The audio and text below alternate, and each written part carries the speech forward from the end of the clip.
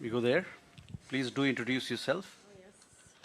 Hi, my name is Helle. I come from the Norwegian newspaper Dagsavisen. I am wondering, as we strengthen our partnership, why should we trust you?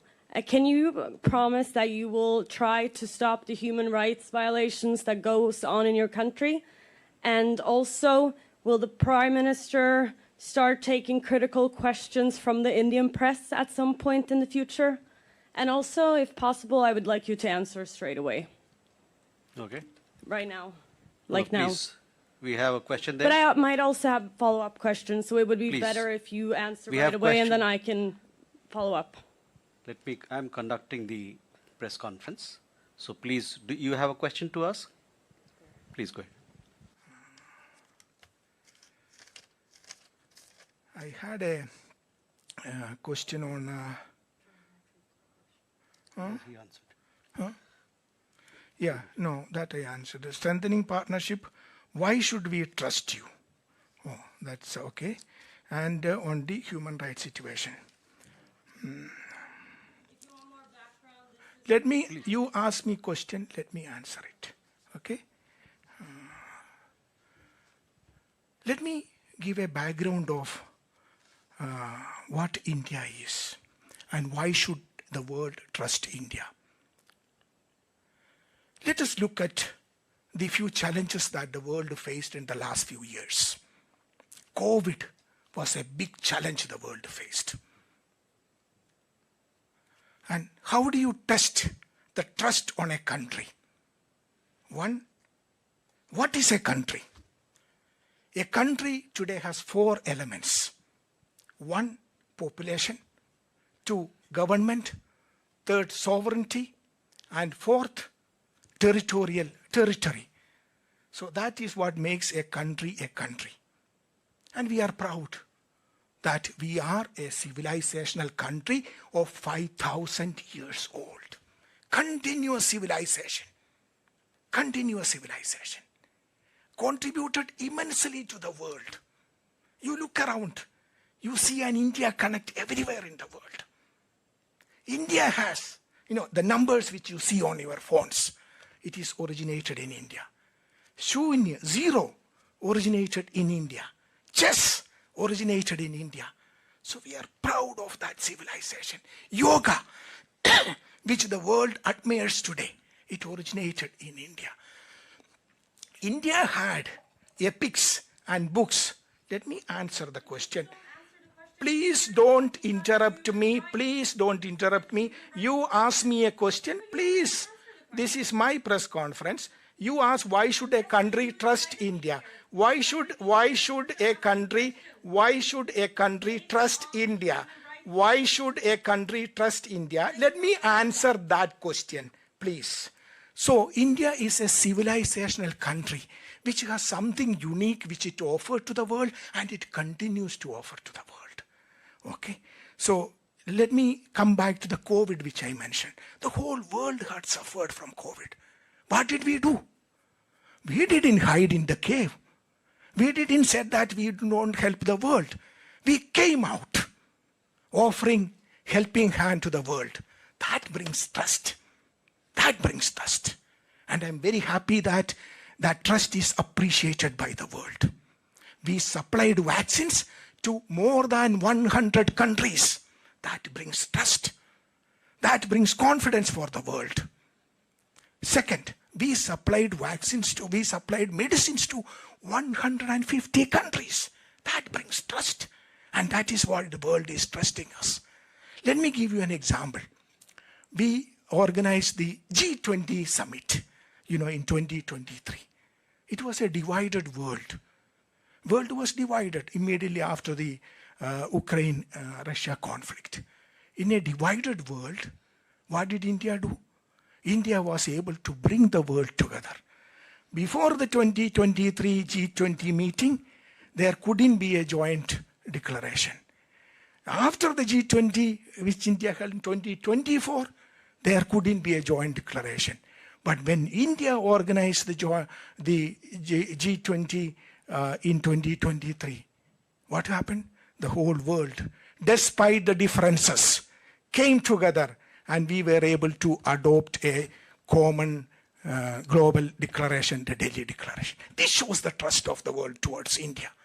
Another example. Again, I'm going to ask you. Let me finish my question. Let me finish my answer to the question. You ask me a question. You ask me a question. You ask me a question, let me answer. You ask me a question, let me answer. Okay? I will come to that. I will come to you. Please have patience. Please have questions. No, when to answer, where to answer, how to answer, these are my prerogatives. You ask a question, don't ask me to answer in a particular way. Let me answer. I will answer. Your first question was on trust on India. You know what India did when we were doing the G20? We, immediately before that, we did 3 summits. This is the Voice of Global South Summit. Why did we do that? 125 countries participated in the summit when my Honorable Prime Minister did that summit. We used that summit to understand and appreciate the challenges that the Global South faces. We were able to understand it, appreciate it, and bring those challenges and their aspirations to the main table of the G20. This is appreciated. This is what brings trust to the table. Then what did we do? First time in the history of G20, we were able to get African Union as a permanent member of G20. This brings trust to the table because we were able to get the aspirations and challenges of the entire African continent, which was ignored, brought to the main table of G20. This brings trust to the world, and that is what we enjoy. We recently organized the AI Summit, Artificial Intelligence Impact Summit. Again, the trust the world has on India was visible there. First time in the history of AI Summit, we had a summit where large number of 20 world leaders came and participated in it. What did my Prime Minister said? We want a human-centric AI, which helps the entire humanity.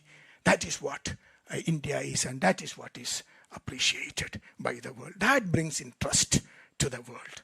Now on the, she has left, on the issue which she asked about human rights. Let me mention this.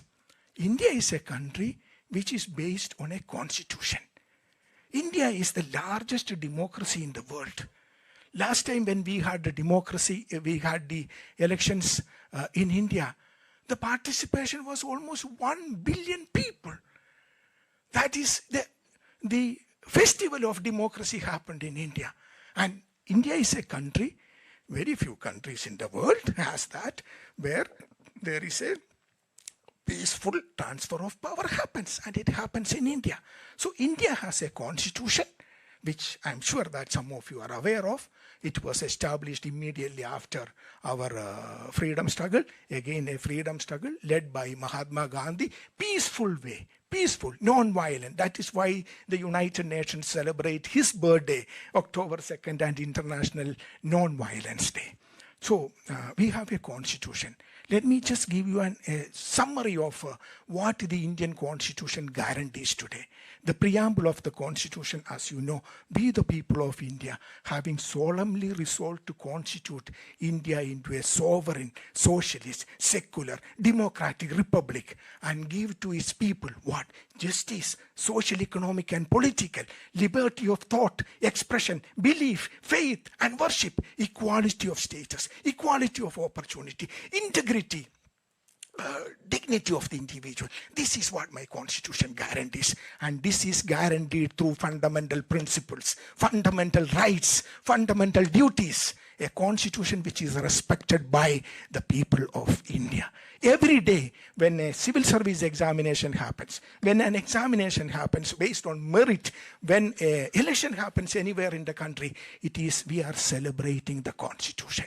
This is the beauty of India, and we are so proud of that. So every human being in India has a fundamental right, a right to go to the court if his right is infringed upon. This is the beauty of India, which we are very proud of. We hear a lot of people asking questions about why this, why that. But let me tell you this. We are 1/6 of the total population of the world, but not 1/6 of the problems of the world. We have a constitution which guarantees the rights of the people, fundamental rights of the people. We have equal rights for the women of our country, which is very important. In 1947, we gave the freedom to vote for our women. We won the freedom together, and day one itself. Many countries I know, the voting right for women came after several decades after India gave that freedom. This because we believe in equality. We believe in human rights. And what is the best example of human rights?